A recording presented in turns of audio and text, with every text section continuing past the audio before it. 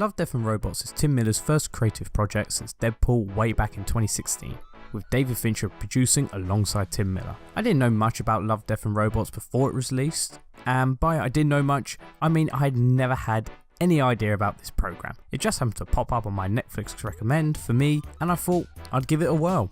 Essentially, imagine Black Mirror cut down to 10 minutes, animated, loads of boobs on show, and with plenty of animated sex. That's Love, Death and Robots. But should you watch it? In a nutshell, I don't know. Whilst on the whole I did enjoy the show, I have fairly mixed feelings about it. There are some definite standout episodes which I truly loved and would love to see these ideas taken further. Some episodes which come to mind are Free Robots, Yogurt and the Aquila Rift. These 3 episodes definitely had some very interesting ideas and concepts, which I could definitely see being turned into a series or even a Netflix film. The major problem I had, however, with Love, Death and Robots is the frankly half-baked ideas, the tendency to shove in cursing and nudity for the R rating, this all partnered with fairly weak female characters who are either sexual objects or the so-called strong characters are abuse victims, although there are some exceptions such as episodes like Lucky 13 and Helping Hand, both which star female characters who are strong characters simply in their own right. In this video, I'm just gonna go through Love, Death and Robots,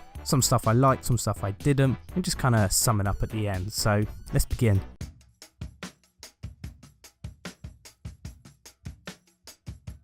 The animation for me varies in quality, but I do respect the creativity which is going on within the style of Love, Death and Robots. Each episode has its own look, whether it be the homage to anime episode with Good Hunting, or the essentially a PlayStation cutscene with the episode Aquila Rift and Shapeshifters, or the Into the Spider-Verse animation of The Witness. I enjoy that each episode of Love, Death and Robots is trying to have its own style and attempting to set itself apart from the previous episode. This can drift into the territory of style over substance, a trap I think the episode The Witness fell into. Whilst being a competent episode of the series, I felt the visuals were more of the thing on the show, and I guess that was the aim of the episode with minimal dialogue in the episode. If you are a lover of animation, which frankly it's not something I'm particularly passionate about, you will enjoy a lot of what's going on in Love, Death and Robots in regards to the animation and style. I do feel the majority of episodes have their creative drive behind them, and each creator has tried to put their own stamp within each episode. It's just a shame the substance within each episode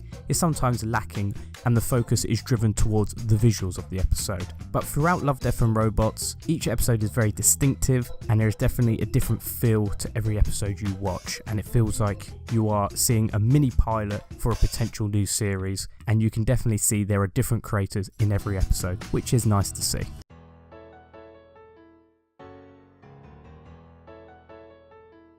Short stories are difficult to write. You have a limited amount of time to tell a story. The writer needs to get the audience to buy into the setting, get the audience to relate and support the protagonist, and all whilst trying to create a feeling of suspense. For me, there are 2 key aspects needed for a successful short story: dialogue and show don't tell. Most episodes within Love, Death and Robots definitely lean into these 2 aspects. Again, episodes such as Aquila Rift and Free Robots definitely succeed massively in these aspects. Aquila Rift, which is my favourite episode of the whole series, has engaging dialogue which makes the audience support and like all of the crew, despite spending very limited time with everyone outside the main character. The dialogue and visuals manage to, in a short amount of time, establish a futuristic world of which the audience have a good understanding of and establishes the crew's objectives. The episode then uses the show don't tell aspect of a short story throughout the episode, as our lead character Tom is literally in a false reality and cannot actually see the world he is in. The episode then finally shows us a glimpse of the true reality Tom is currently in, with haunting visuals of him malnutritioned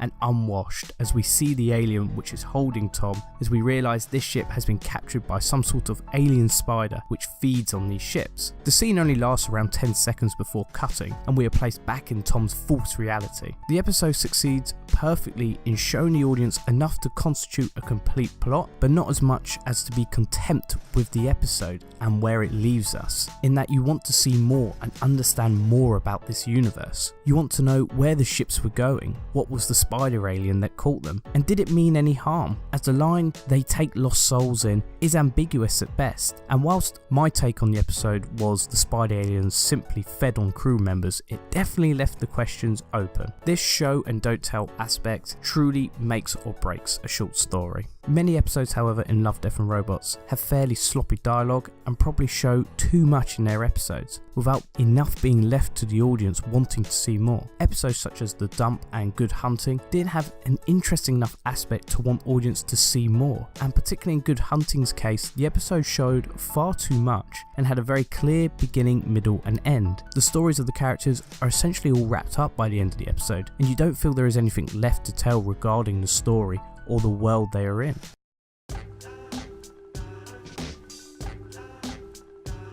When watching the first 8 or so episodes of this series, I noticed that Love, Death and Robots, in my opinion, appeared to be trying to do everything in its power to make that R rating, whether it was showing gore, cursing, or just animated nudity. The amount of nudity in this series astounded me, and basically every time it served no purpose than to remind me that I was watching an adult rated animated series and not an episode of Phineas and Ferb.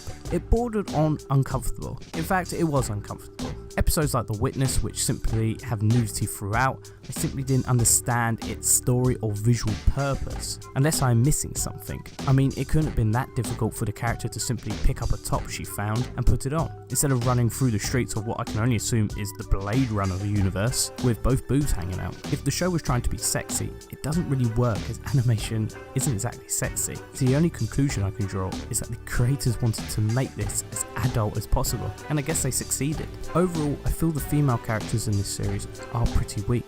The only strong female character is Lieutenant Colby in Lucky 13, who is a brave, courageous fighter pilot. The remaining female characters in this series are usually relegated to sexual objects, stagnant characters, or if they are strong, it's because they are victims of abuse that they have experienced. It's a shame more female characters weren't more active in this series, and I think Tim Miller fails on the whole with the characterization for the females in this series. There are exceptions to this, but the series definitely suffers from it.